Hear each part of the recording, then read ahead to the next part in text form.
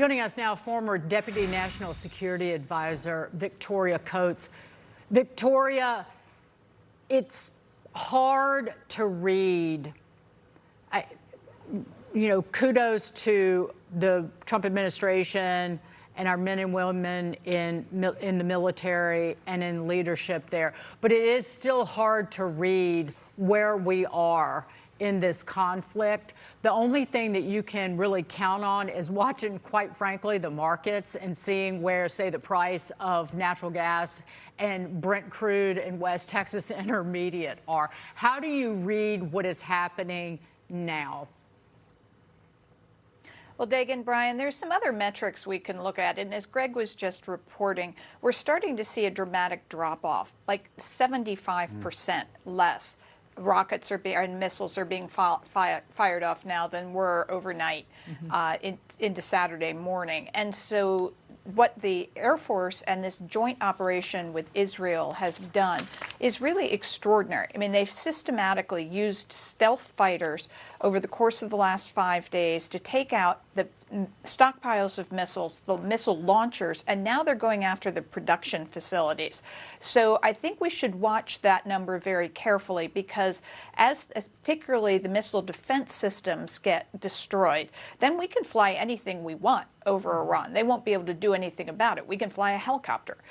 We can fly much less fancy aircraft and do just extraordinary damage to, yes, indeed, their missile programs, but that's when you go after the nuclear sites. And so I think we'll see that happen over the course of the next week. I agree we need to watch energy markets very, very carefully, but that's another metric I'm watching.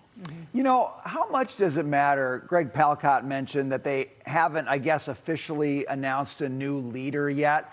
I certainly wouldn't want that job given the track record here. But how big of a deal is that? Does that tell you something either about the stability of the regime or their ability to fight this fight on their end going forward? No, Brent, I think it tells us a great deal. I think you have demoralization and chaos in Tehran.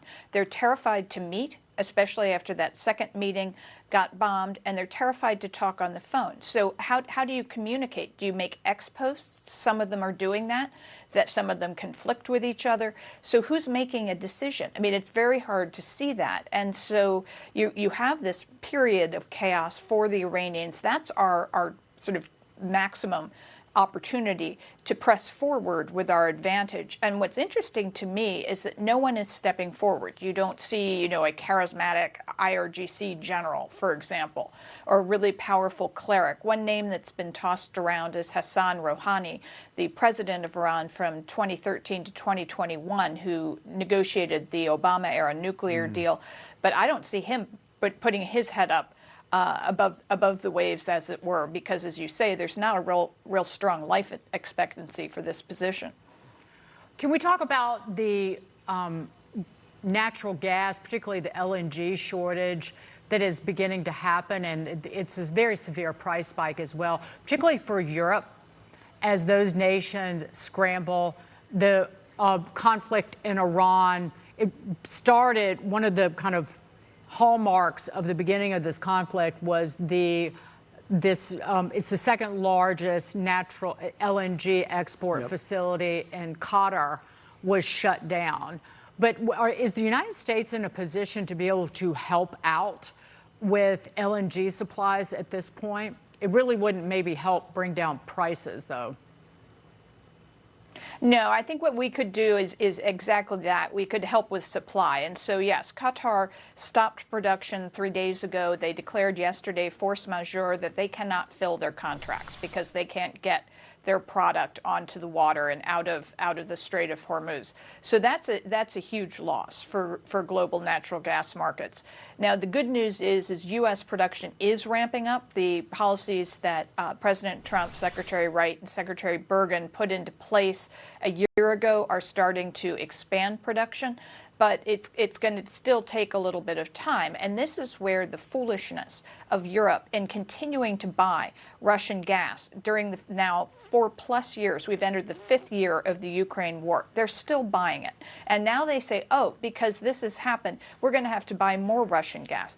It's ridiculous. They should have gotten after this 4 or 5 years ago, built a bigger pipeline to, say, Azerbaijan, gotten off the Russian gas altogether. Now they're just stuck in a cleft of their own making.